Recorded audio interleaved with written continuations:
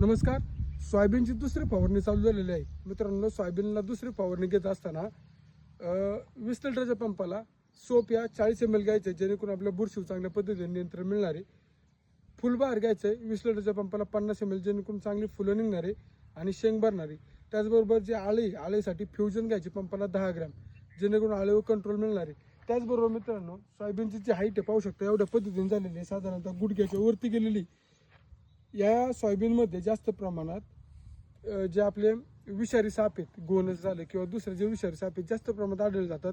त्यामुळे सोयाबीनला फवारणी घेत असताना शक्यतो ड्रोननी फवारणी घ्या. ड्रोननी फवारणी घेतल्यामुळे जे विषारी साप आहेत त्याच्यामुळे आपल्याला इफेक्ट होणार नाही काही.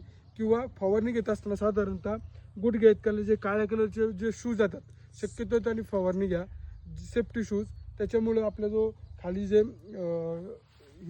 झाडं आहेत किंवा जे विषारी झाडांमध्ये जे विषारी प्रकार जो गोनस साप आहे तो आपल्याला त्रासदायक असतो. बऱ्याचशा शेतकऱ्यांना किंवा वावरात खुरपणी करत असताना बऱ्याचशा स्त्रियांना त्याचा त्या ठिकाणी प्रॉब्लेम झालेला आहे. त्यासाठी आपली काळजी घेणं अत्यंत गरजेचं आहे. त्या ठिकाणी आपण शक्यतो फवारणी ड्रोननीच घ्यावी किंवा काळजीपूर्वक त्या ठिकाणी सेफ्टी शूजच घालून घ्यावी, अशी माझं म्हणणं आहे.